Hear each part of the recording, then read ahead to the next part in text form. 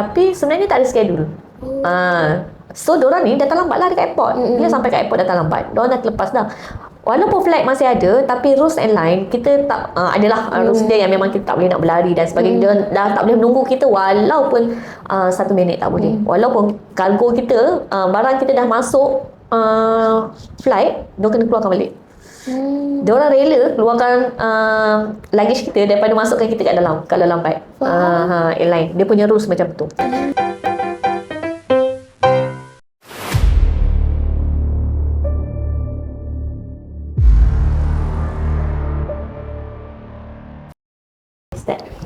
Hai, selamat datang ke podcast Di Sebalik Kejayaan bersama Wiki Carrier. Hari ni kita ada tetamu jemputan. Dia seorang image consultant yang suka travel. So, sebenarnya Alisha pun tak tahu apa image consultant ni, apa sebenarnya yang dia buat. So, jom kita interview dia, kita tanya apa sebenarnya behind the scene of image consultant ni. So, jom kita start. So, akak boleh perkenalkan diri lah.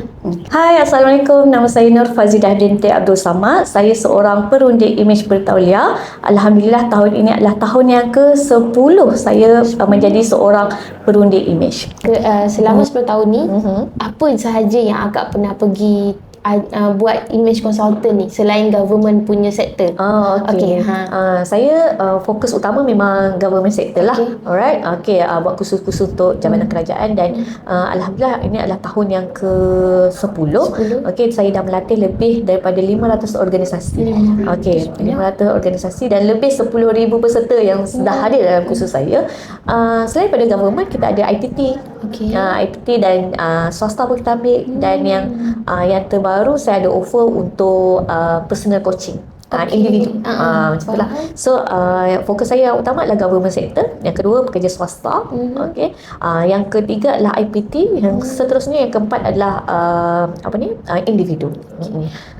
Sebelum saya pergi dekat yang akak suka travel tu, saya nak akak explain masa akak start macam ceramah tu, apa yang akak akan titik beratkan dekat dia orang masa mula lah, maksudnya masa dalam akak tengah ceramah tu, apa yang akak akan sampaikan? Saya punya niche ataupun saya punya expertise adalah bidang image. Jadi benda pertama yang saya akan tekankan adalah image luaran. Yang pertama, sebab image luaran akan memberi impact yang sangat besar terhadap first impression. First impression orang, pandangan pertama orang terhadap diri kita. Dan pandangan pertama hanyalah 7 saat untuk orang menilai kita, sama ada baik ataupun buruk, sama ada orang tu boleh bersama dengan kita ataupun tidak. Melalui 7 saat saja, Alisha, sangat-sangat sekejap orang boleh menilai kita. Jadi saya sangat pentingkan 7 saat yang pertama apabila bertemu dengan seseorang. 7 saat pertama tu merangkumi penampilan luaran, expression kita, kemudian cara jalan kita, cara duduk kita, cara bercakap kita, itu akan mempengaruhi penilaian orang terhadap diri kita. Itu yang pertama. Yang kedua adalah apabila kita masuk kursus, saya akan pastikan dalam masa beberapa jam pertama, peserta akan suka dengan kursus tersebut. Contoh, kita akan berikan ice breaking yang menarik, kita akan buat aktiviti dengan cara perkenalkan diri, kita akan buat kursus kita tu menarik, berinteraktif dan two-way communication. Maksudnya semua orang yang datang kursus itu akan involve dalam setiap aktiviti yang kita lakukan. Dan image consultant dia bukan hanya ceramah, dia more to practical. So peserta yang datang dia akan involve. Bila peserta akan involve, dia akan ingat. Bila dia akan ingat, dia akan praktikan. Yes. Bila praktikan, dia happy. Kan? Dan image kursus image adalah kursus soft skill. Di mana apabila you buat, apabila you apply benda tu, dia akan memberi impact sangat besar terhadap emotion and mental kita. Sebagai contoh, orang tu dia dah bekerja selama 20 tahun. Selama ni dia pergi kerja biasa-biasa je. Maksud biasa ni dia dah selesa. Tapi apabila satu hari tu dia pergi kerja, dia pakai lipstick. Contoh. Dia pakai lipstick. Bila dia pakai lipstick, ada orang tegur dia. Comel lah hari ni. Contoh. Dia akan memberi impact, emosi dia seronok, kemudian mental dia akan rasa macam semangat. Yes, dia akan memberi impact sangat besar terhadap dia punya emosi dan mental. Zaman sekarang, dunia kita sekarang, kesihatan emosi dan mental sangat-sangat titik beratkan. Okey. So antara faktor bagaimana kita nak memberi kesihatan emosi dan mental yang baik adalah melalui image. Image yang baik, image yang positif. Betul. Sebagai contoh, kita hari tu kita rasa macam tak happy. Okey, tapi apabila kita bertemu dengan seseorang yang kita tak pernah jumpa dia, tiba-tiba dia senyum dekat kita. Betul. Apa yang kita rasa time tu? Mesti kita rasa Kita macam happy. Kita betul. rasa macam wow, dunia ni Ada juga indah. orang, Kan? Maksudnya dekat sini image ni akan memberi pengaruh ataupun memberi kesan, impact yang sangat tinggi terhadap diri sendiri dan orang lain yang kita berurusan. Maksudnya kat sini image ni sangat penting untuk semua orang. Betul. So image ni adalah soft skill untuk diri kita. Okey, jadi apabila diri kita ni happy, kita akan memberi impact kepada orang lain. Betul. Kita akan memberi happy kepada organisasi kita, kita akan memberi happy kepada keluarga kita. Sebab semuanya berkait rapat. Betul. Antaranya, okey, apabila kita berurusan dengan manusia, dengan orang lain, kalau kita kasih happy dekat dia, Betul. so dalam masa yang sama kita pun happy. Betul. Bila kita happy, kita seronok.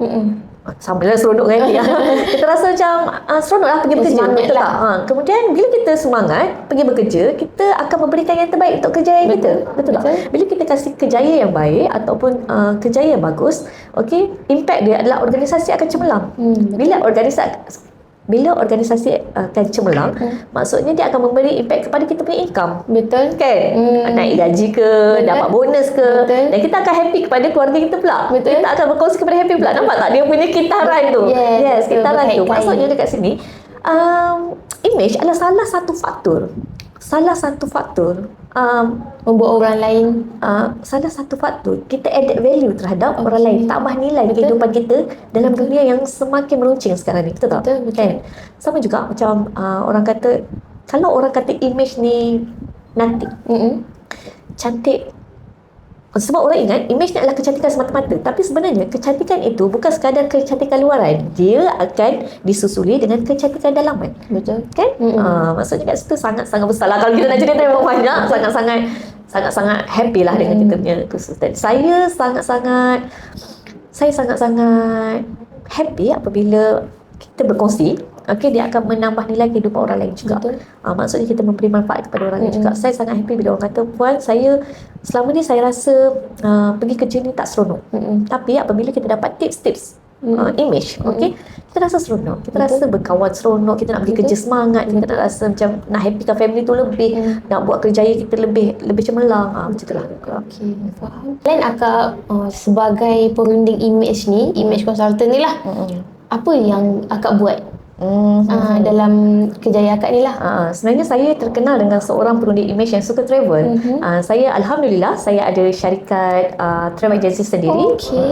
Okey, itu pun sebenarnya kerjaya yang tidak saya sangkakan. Okey, saya kan seorang penceramah. Okey, penceramah ni tugas dia hanya apabila dapat jemputan, so dia kerjalah kan. Kalau tak dapat jemputan dia tak kerjalah. Okey, so maksudnya dekat sini bila saya ceramah, saya ceramah lah. Okey, tapi dalam masa yang sama saya banyak masa terluang. So masa yang terluang itu saya isikan dengan travel. Okey, asalnya saya travel ni saya travel suka-suka lah dengan suami. Okey, tapi suami saya ni dia pandai ambil gambar, ambil video, dan saya sangat suka ambil gambar dan video. Okey, apabila saya keluar negara, saya kongsikan dekat media sosial, saya punya gambar-gambar, video dekat apabila saya bercuti. Okey, kemudian gambar-gambar dan video tu viral. Dekat TikTok lah. Masa tu dah ada TikTok lagi juga. Facebook, kat Instagram dengan Facebook lah. Okey, so ramai orang share page percutian pun ramai yang share apa semua. Kemudian saya pun dan ramai time tu yang tanya saya, okey, macam mana nak pergi, berapa kos nak pergi dan sebagainya. Kemudian pun saya share tanpa fikir yang perkara tu boleh buat duit. Contohlah, okey. Kemudian mula-mula bawa kawan-kawan jalan-jalan, okey, kemudian bawa family. Tapi ramai lagi tanya sehinggalah orang kenalkan. Okey, kemudian saya berbincang dengan suami, saya cakap, okey, kita kena go through lagi. Yes, kita kena buat package lah kan. Sebab orang trust kat kita. Kita tak nak, tapi orang trust. Kadang-kadang apabila orang bertanya pun, kita rasa itu adalah satu tanggungjawab dan satu amanah, dan niat kita adalah untuk berkongsi sahaja, ataupun niat kita hanyalah untuk membantu sahaja. Tapi bila orang trust, kita rasa itu adalah satu tanggungjawab. Jadi kita dah berbincang dan sebagainya, dan kita pun lagi sekali kita research, okey, bagaimana nak dapatkan lesen dan sebagainya, sehinggalah kita dapat lesen daripada Motek dan sebagainya. Kita bina tubuhkanlah travel agency, okey, yang pada asalnya kita hanyalah suka-suka pergi travel. Betul. Tapi apabila diberi kepercayaan, apabila diberi tanggungjawab dan ada orang yang minta bantuan, kita pun menganggap itu adalah salah satu laluan ataupun jalan yang Tuhan berikan kepada kita. Punca rezeki juga. Yes, punca rezeki juga. Dan Alhamdulillah bermula dengan 2018 sehingga sekarang masih aktif. Kalau saya tak buat travel, saya buat ceramah. Kalau saya tak buat ceramah, saya buat travel lah. So saya punya passion more to travelling and training. Saya pernah Alisha, saya pernah balik sehari dari Jepun, balik sehari semata-mata kasih ceramah, kemudian saya balik pula ke Jepun. Wah. Tu tiket dia jadi double lah kan? Jadi tapi saya tu kita kata passion tu. Okey, saya passion. Saya tak boleh nak tinggal saya punya customer. Betul tak? Tapi bila dapat jemputan ceramah, saya tak boleh tolak juga. Betul. Sebab itu saya punya passion dan saya punya kerjaya. Once kita tolak, kita rasa macam tak seronok lah kan. Dan kita tak dapat membantu lah kita punya klien apa semua kan. Saya pernah kat Jepun, saya balik pagi sampai KL. Sampai KL saya terus naik flight pergi JB. Esoknya saya ceramah dari pukul 8 sampai pukul 5. Habis ceramah pukul 5, pukul 8 naik flight. Balik KL balik terus ke Jepun. Macam tu. Saya pernah macam tu. Baru ni saya belum ada berada di Jepun 3 minggu. 3 minggu. Tapi dalam masa 3 minggu ni saya dapat jemputan ceramah 3 hari. Saya balik sekejap. Okey, saya balik sekejap. Hari ni sampai pagi pukul 5 pagi macam tu kat KLIA. Pukul 2 ceramah, start ceramah sampai malam ceramah, esoknya ceramah lagi sampai petang, sampai malam, esoknya ceramah lagi. Okey, sampai pukul 2 biasanya, sampai pukul 2 tengah hari. Kemudian saya naik flight pukul 7 malam pula ke Jepun. Saya macam tu. Sampai dekat saya pernah ceramah dekat Perak. Saya kena pergi Australia time tu. Okey, saya habis ceramah 3 hari. Saya habis ceramah pukul 5. Okey, pukul 8 sampai KL. Pukul 10 naik flight pergi Australia. Tapi masa rehat tu kat dalam flight je lah. Yes, saya punya masa rehat memang waktu dalam perjalanan. Contoh kalau saya sebagai kerjaya sebagai seorang penulis image pun, seorang penceramah pun, kita selalu travel juga. Aisyah, maksudnya Sabah, Sarawak, sampai Terengganu dan sebagainya, Terengganu, Kedah, biasalah kan. Hari ni kat Sabah. Kan naik flight sampai esoknya dah dekat Perak. Macam itulah kita punya kerjaya kan. Tapi bagi saya apa yang saya buat tu adalah passion. Dan kalau kita cerita penat, memang penat. Tapi kepenatan tu dia boleh release anytime. Contoh kalau kita tidur sekejap, contohlah kita ngantuk sangat, kita tidur dalam sejam pun sebenarnya dia dah release. Betul tak? Tapi apabila kita berjumpa dengan orang, saya kan kerjaya saya training and travelling ni adalah berjumpa dengan orang. Dua-dua saya berjumpa dengan orang. Jadi saya akan pastikan setiap kali saya berjumpa dengan orang baru tu akan nampak saya well prepared, ataupun well dressed, ataupun orang nampak kita macam seorang yang tak nampak penat, lesu dan sebagainya. Maksudnya sebab saya rasa setiap kali kita bertemu dengan orang, itu adalah peluang baru untuk kita cipta salah satu repo yang baik untuk seseorang. Okey, macam akak cakap tadi akak sambil pergi Jepun kan. Kalau macam tu akak offer package yang macam mana? Bajet ke? Macam zaman sekarang kan orang kata package bajet apa semua kan. Saya punya package tak bajet. Package saya tak bajet, tapi package saya hanya bersesuaian dengan bajet mereka. Contoh, kita boleh buat package bajet, tapi dia akan duduk dekat, contohlah, macam mana kita nak kata okey, contoh, saya akan maksimumkan percutian tu yang terbaik untuk mereka pergi. Sebab bagi saya, setiap kali orang pergi bercuti, mereka akan pergi bercuti sekali saja. Betul. Kan? Contoh, mereka nak sampai Jepun. Takkan nak pergi tempat lain, nak pergi tempat yang sama. Betul tak? Kan dia banyak duit. Kan? Kalau dia pergi tempat yang sama pun, tak semestinya dia pergi dengan kita. Betul tak? Dia boleh pergi sendiri macam tu kan. Tapi bagi saya, kalau dia pergi bercuti tu, dia akan bercuti sekali je seumur hidup dia. Mungkin. Tapi dalam masa yang sama juga, saya akan berfikir, saya akan menganggap mereka ni nak pergi akan sekali je. Maksudnya kita akan maksimumkan. So kita akan tanya dia. Contohlah dekat Jepun, dia punya kita cerita Jepun lah paling mudah. Okay? Kat Jepun ni, dia punya budaya dia adalah naik train, jalan kaki, naik public transport. Lepas tu dia punya penginapan adalah tatami. Tatami ni adalah yang macam rumah Doraemon yang hanya pakai tilam. Tak ada katil. Kemudian dia punya toilet memang kat luar. Itu dia punya budaya. Dan murah lah kan. Murah tak murah juga, sama juga dalam, macam hotel kita kat Malaysia. Harga dia. Cuma bila sampai sana dia jadi budaya. Cuma orang Malaysia ni apabila kita pergi ke sana menerangkan tentang budaya mereka, kadang-kadang kita tak boleh terima. Betul. Contoh tak boleh terima tu, kita tak biasa tidur atas contoh tilam kan. Bila kita pergi ke luar negara, kita menganggap Semua ada katil dengan tilam. semua ada macam tu. Komplit lah. Tapi dia ada tapi agak mahal lah, agak pricey. Tapi saya akan make sure orang Malaysia pergi ke sana tak adalah dapat budaya yang seperti sana, sebab kita tahu budaya Malaysia tu macam mana. Betul. Sebab masa mula-mula saya pergi Jepun, mula-mula saya pergi Jepun explore, saya pergi dapat macam tu. Saya sendiri tak puas hati. Contoh Alisha, tempat dia dekat Jepun ni, semua tempat dia adalah kecil-kecil. Rumah kecil, tempat duduk bukit kecil. kan? Lepas tu dia punya kedai makan kecil. Jadi semua benda kecil-kecil. Awalnya kita Malaysia, kita tak boleh terima benda tu. Kita tak boleh terima. Jadi masa tu saya masuk bilik tu, toilet dekat luar satu. Kemudian bilik tu hanya tilam. Saya rasa macam tak best.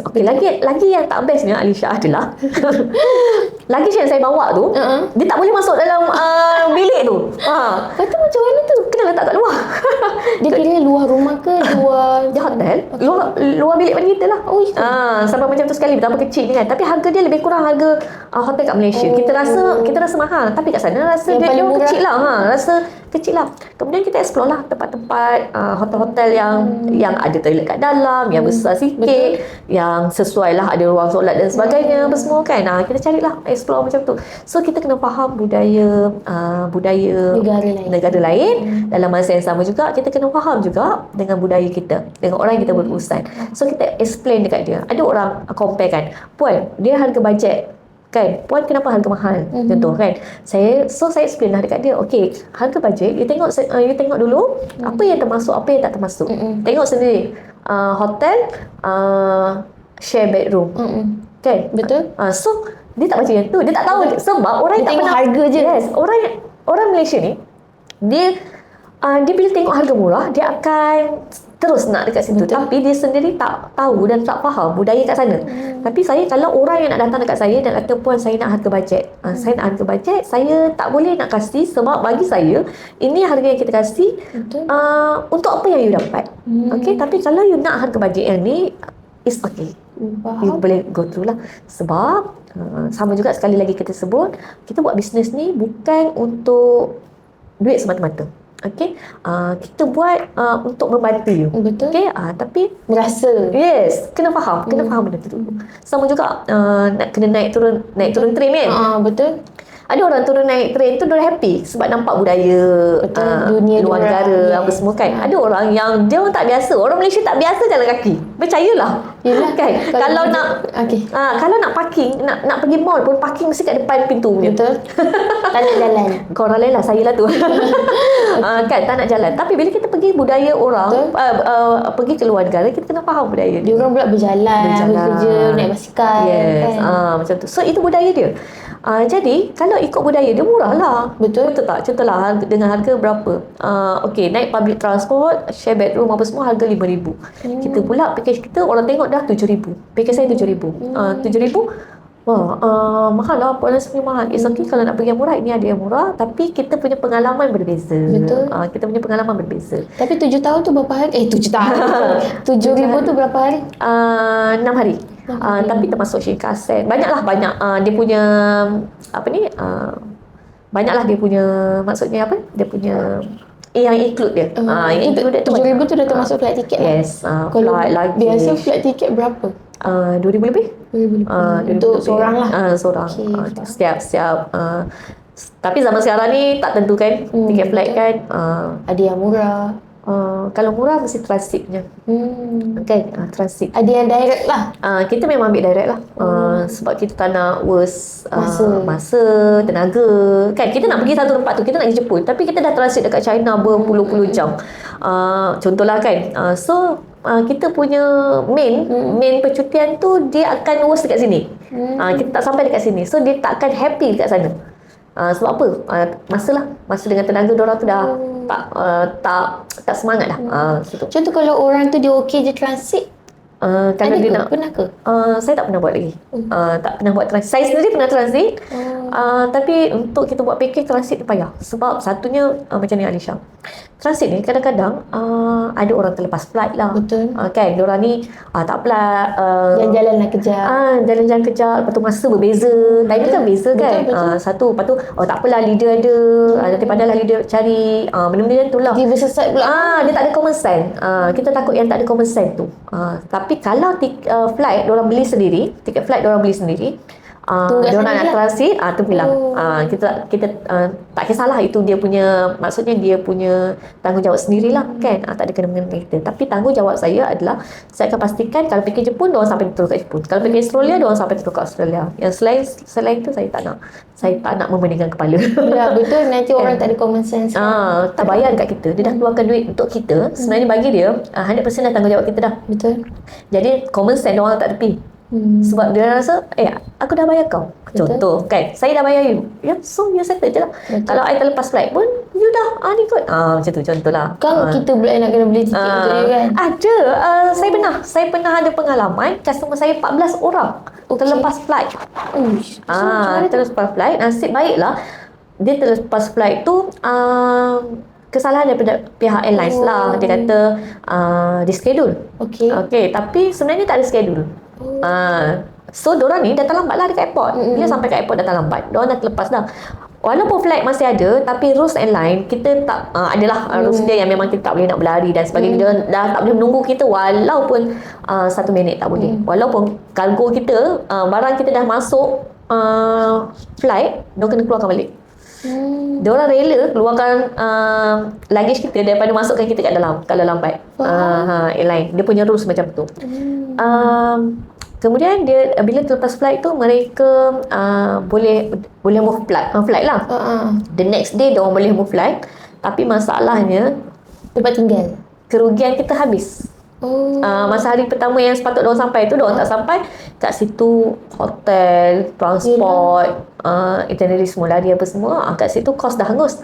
Lepas tu diorang bila terlepas flight sehari, diorang tambah lagi sehari. Bila tambah sehari, kos semua tu kita pula tanggung. Kita lah tanggung. Berapa tu? Berpuluh ribu juga. 14 orang kan. Lepas tu kalau si Jepun 4 kali ganda pada kita, 3 kali ganda lah masa tu. 3 kali ganda masa tu dah macam masa tu kalau cerita tentang give up, ini antara sebab-sebab kita boleh give up, tapi kita tak ada pilihan untuk give up. Dalam kerjaya saya memang tak boleh nak give up, Alisha. Sebab apa?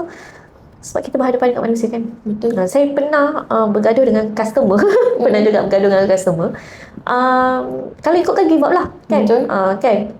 Tapi untuk kita fahamkan orang ni bukan mudah. Betul. Susah sebab orang tu nak kita faham dia, tapi dia tak faham kita kan. Kita pula nak dia faham kita kan. Peraturan apa semua kan. Dan kita pula kita ada pengalaman dan kita nasihat lah. Cerita tentang pasal duit ni, contohlah kalau travel, cerita pasal duit, okay, kalau cerita pasal duit, once orang dah keluarkan duit untuk kita, rasanya itu very subjektif, Alisha.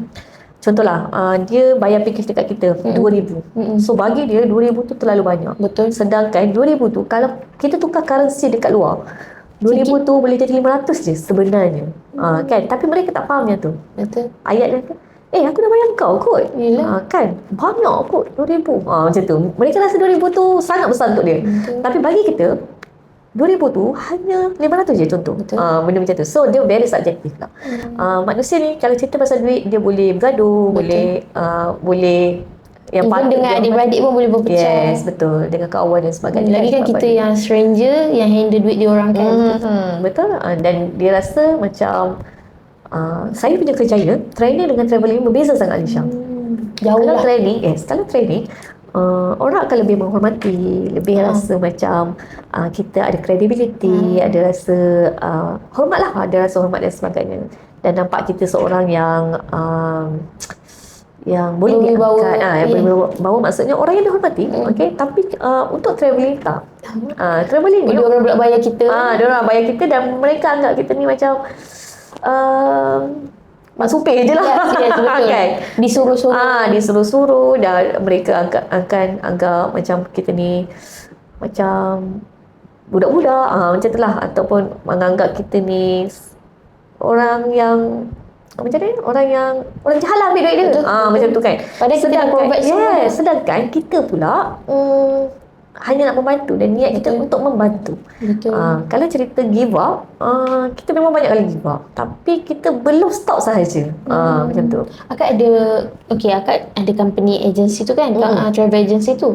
Ada staff tak? Ada. Ataupun berdua saja dengan semua? Ada. Saya pun ada sale maksudnya Macam promote, macam yes. Okay. Marketing. Sales assistant lah, kita panggil SA. Yang memang mempromotkan. Memang kalau Alicia perasan, saya jarang promote. Ya, betul. Saya jarang promote. Saya hanya saya di media sosial, saya hanya berkongsi saya punya lifestyle, saya punya tugasan dan sebagainya. Tapi untuk promote saya punya produk semua dengan kita punya SA lah, sales assistant, dan kita ada admin lah, admin yang akan tentukan apa semua. Berapa ramai staff? Kalau leader 7. Kalau leader 7, kalau SA dia freelance, freelance lebih kurang berapa? 30 kot. Ramai. Kalau ikutkan admin, kat office 3. Okay, faham. So, selama akak jadi travel agency ni, berapa kali akak pernah turun tangan? Sebab akak kan kira owner kan. Betul. So, akak turun tangan tu maksudnya akak jadi diorang punya tour guide. So, berapa kali akak? Saya kalau dalam setahun tu hanya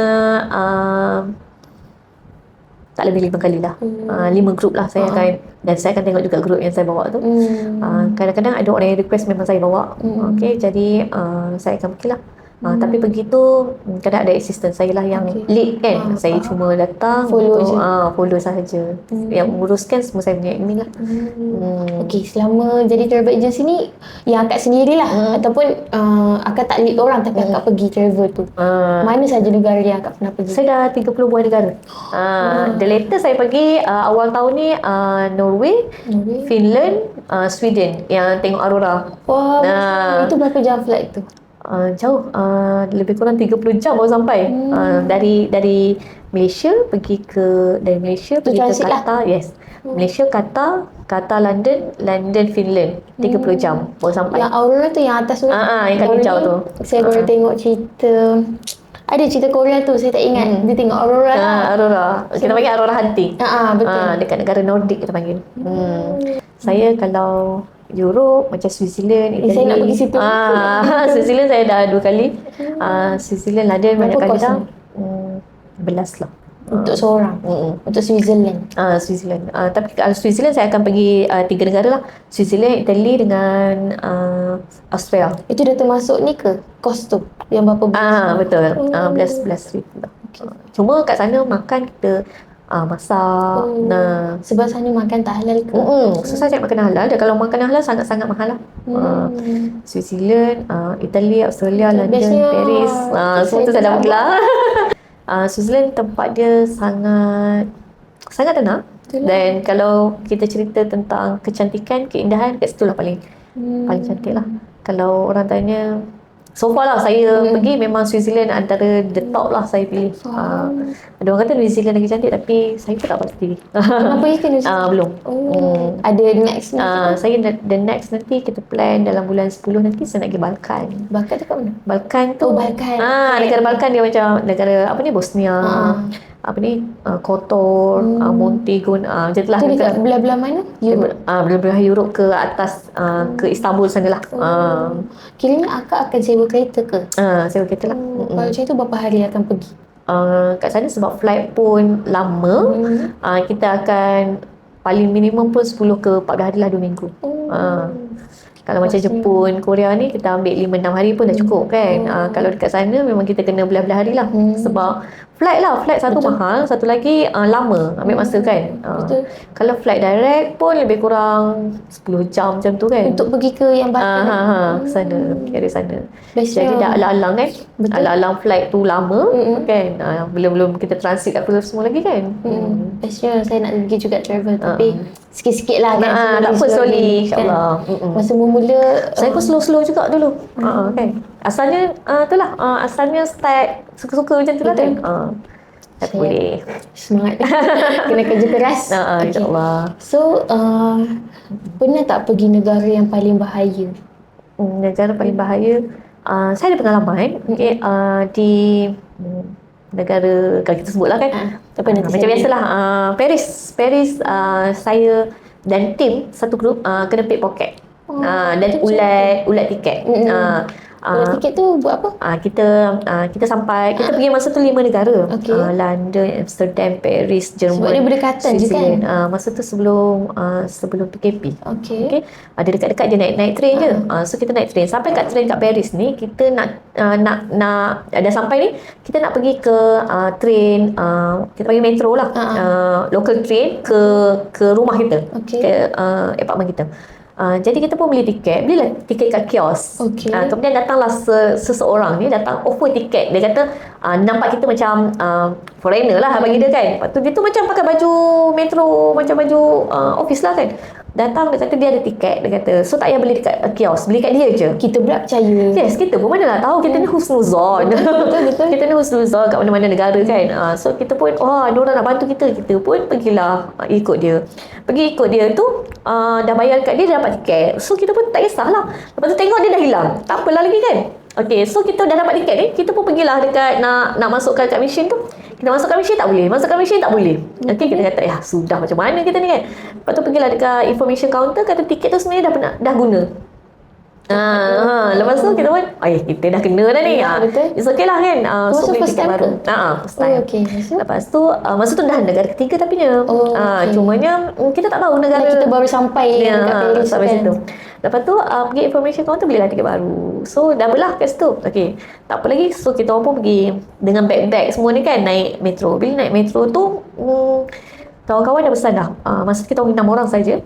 Kawan-kawan dah pesan dah. Okay, kita jaga-jaga kat sini sebab banyaklah terjadinya. Yes, betul. Tapi masa tu sebelum PKP tu tak ramai lagi macam sekarang, ada thread, ada orang tak banyak share. orang tak banyak share. Kita pun tahu, tapi kita pun macam taklah membayangkan kan. Lepas tu kami pun turun pada train, dah sampai tu, turun pada train, kita nampak kami ni dikepung dengan orang berkulit hitam.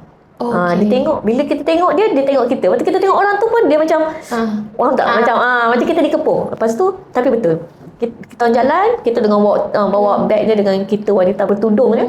Semua ke perempuan? Tak, 2 orang saja perempuan. Yang seorang perempuan tu dia tak bertudung, saya seorang je bertudung. Lepas tu yang lain tu semua lelaki lah. Okay. Lepas tu naik je eskalator, kawan saya lelaki ni dah kena himpit dengan orang berkulit hitam ni. Berkulit hitam, dia kena himpit tu, tangan dia dah seluk ke dalam poket. Rasalah. Dia rasa. Orang tu pun pegang tangan dia tu. Lepas tu dia jerit lah. Dia cakap, jangan dekat macam tu lah. Lepas tu cakap, yang orang kulit hitam tu dia, sorry bro. Dia macam lepas tu dia gelak-gelak. Lepas tapi kita nampak lah. Lepas tu kita orang dah panik. Kita dah panik apa semua. Barang-barang kita memang dah standby letak dekat ni apa semua kan. Lepas tu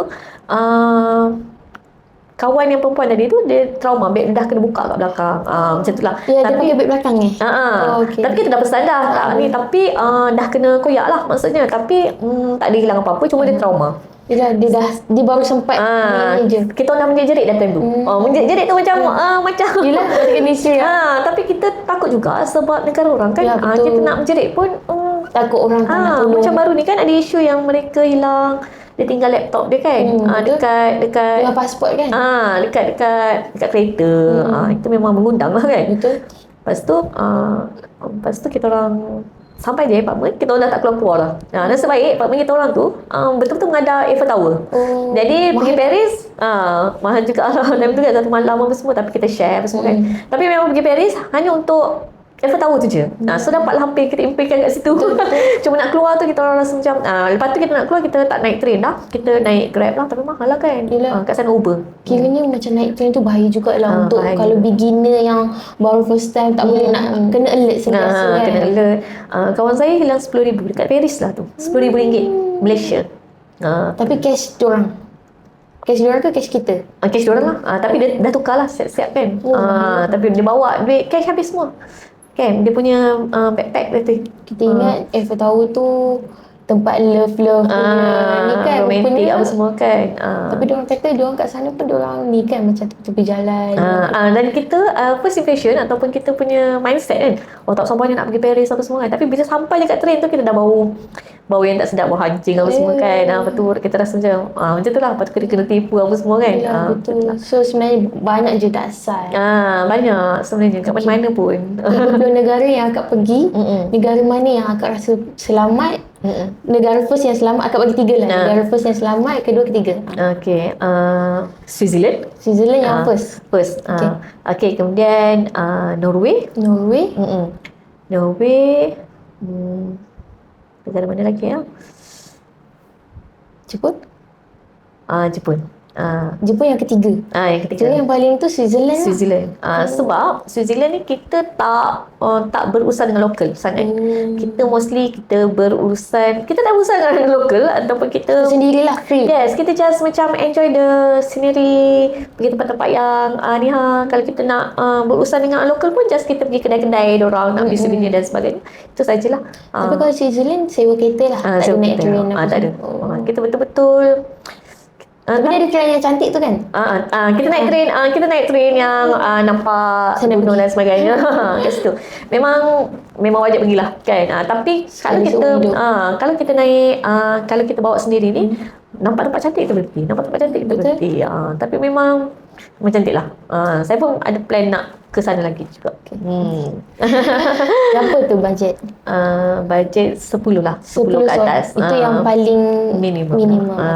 Dia sebenarnya bajet ni dia bergantung kepada tiket lah. Kalau macam Alisha dapat cari tiket yang murah, dia akan turunkan kos lah. Tiket je sebenarnya bergantung. Kalau kat sana macam apartment ke apa, kita boleh adjust. Kan contoh apartment tu boleh masuk 5 orang, kita masuk 8 orang. Dah kos dia kan, kos dia rendah. Lepas tu masak, kita boleh masak makanan kan apa semua kan. Dia tiket je yang kita tak boleh nak ubah sangat. Dia bergantung pada tiket. Biasa tiket flight berapa? Tiket flight 2,500 ke atas. 2,500 ke atas itu transit lah. Transit maksudnya transit ke kalau Emirates Dubai. Kalau Qatar dekat Qatar, kalau Turkish kat Istanbul. Macam tu. Ni saya tanya sebabkan saya punya sendirilah kan. Kalau pergi Switzerland tu, kiranya daripada KLIA akak kena cari flight tiket tu turun kat mana? Ke Zurich. Direct ke Zurich pun ada. Kalau macam tu berapa jam? 11 jam kalau tak silap saya. 11 jam kalau macam flight 13 jam kalau tak silap saya. Kalau dalam flight, kalau ekonomi just tegak je lah. Kalau flight besar-besar yang international ni, dia more to selesa. Dia bukan macam Asia. Dia boleh, kadang-kadang kita boleh baring. Lepas tu dia punya equipment dia kasi pun banyak lah. Macam apa ni, headphone, selimut, towel, stocking, yes. Apa lagi dia kasi, gosok gigi apa semua tu dia kasi juga. Kalau flight dah lama memang dia akan sediakan keselesaan tu. Itulah, nak tidur ke nak baring ke boleh. Dan selesa. Tak adalah macam Asia tak. Faham. Saya kan baru dekat sekitar ni saja. So macam ekonomi macam ni ke kan? Tak. Dia memang sangat selesa. Ekonomi pun sangat selesa. Kadang-kadang kan flight mereka tak penuh pun. Jadi kalau 3 seat tu kita boleh baring. Dan dia orang kasi. Kadang-kadang kita boleh request. Dia punya pramugari pun sangat baik lah. Kan? Itu kalau yang paling best flight yang akak pernah naik apa? Turkish Airlines. Itu yang memang top lah. Paling top. Top. Lepas tu Qatar dengan Emirates pun best juga. Bestnya.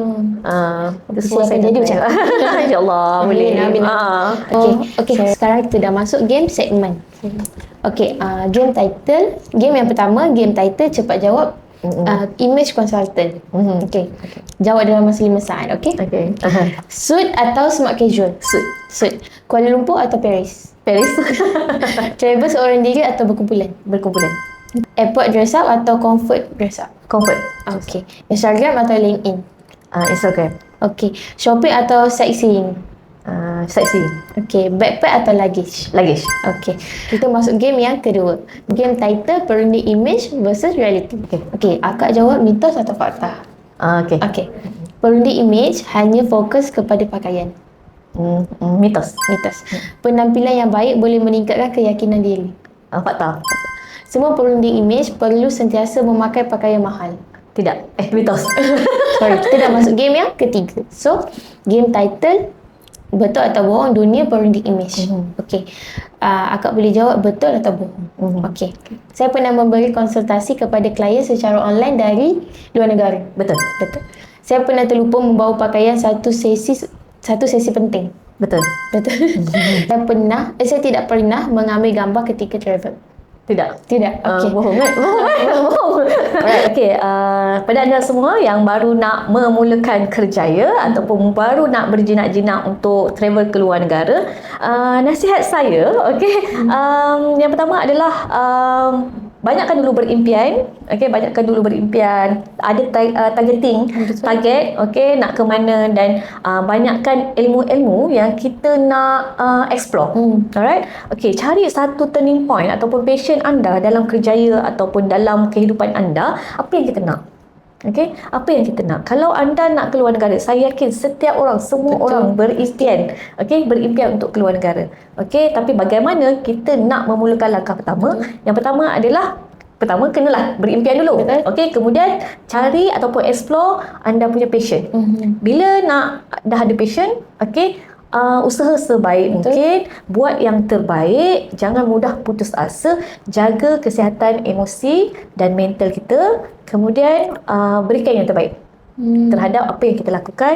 InsyaAllah setiap impian kita itu adalah doa, dan doa itu disusuli dengan kita punya usaha. Tiada usaha yang sia-sia.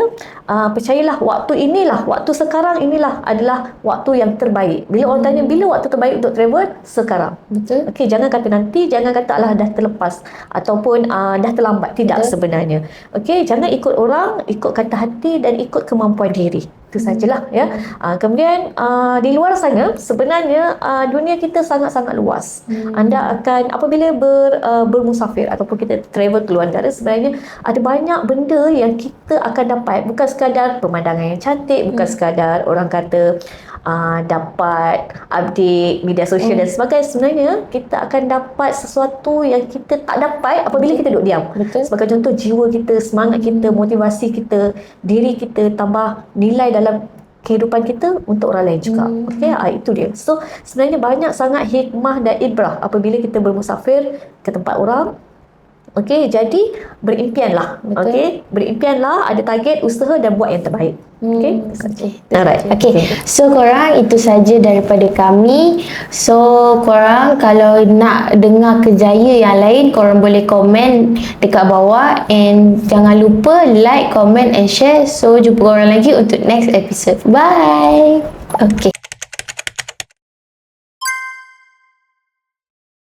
Nak cari kerja guna Wiki Career. Nak cari kerja guna Wiki Career.